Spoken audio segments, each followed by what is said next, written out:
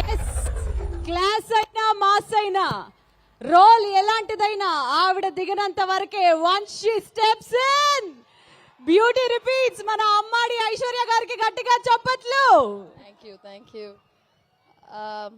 నిజామాబాద్ మీకు అందరికీ నమస్కారం. కొంచెం ఏవి షాకింగ్గా ఉండింది, నా పాత వీడియోలన్నీ కూడా వేశారు.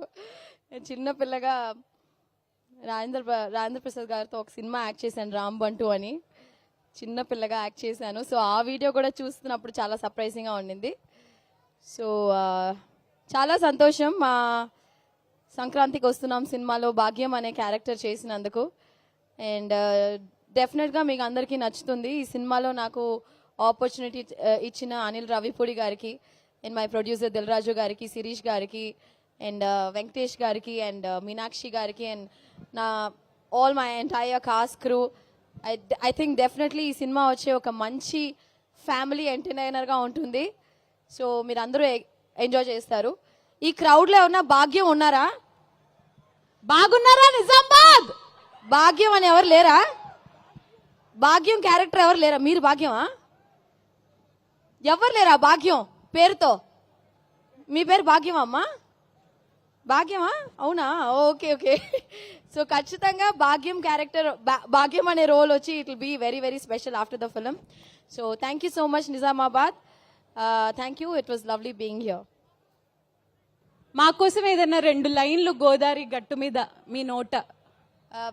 మీరందరు నాతో పాటు పాడతారా? పాడతారు. పాడతారంటే పాడతా. ఓకే, మ్యూజిక్ వేస్తే దాంతో పాటు సింగ్ చేసి అలా తనిగా పాడాలా? 3, 2, 1 గో. గోదావరి గట్టు మీద రామసలకావే. మీరు కూడా పాడాలి. కవన్ మ్యూజిక్ కట్ చేసే వద్దు, మ్యూజిక్ అవసరం, మేమే పాడేస్తాం. ఓకే, రెడీయా? 1, 2, 3 గో. గోదావరి గట్టు మీద రామసిలకనే టింగిరి టింగి టింగి గోరింట కెట్టుకున్న సందమామనే. సందమామ అనంట్రా. మీరే పాడాలి. పాడండి. గోదావరి గట్టు మీద రామసిలకనే గోరింట కెట్టుకున్న సందమామనే. Okay, thank you so much. పాడమంటే పాడరు కానీ ఐ లవ్ యూ ఐశ్వర్య చెప్పమంటే చెప్పేస్తారు. ఐ లవ్ యూ ఐశ్వర్య చెప్పండి. Thank you so much. Thank you so much Aishwarya గారు.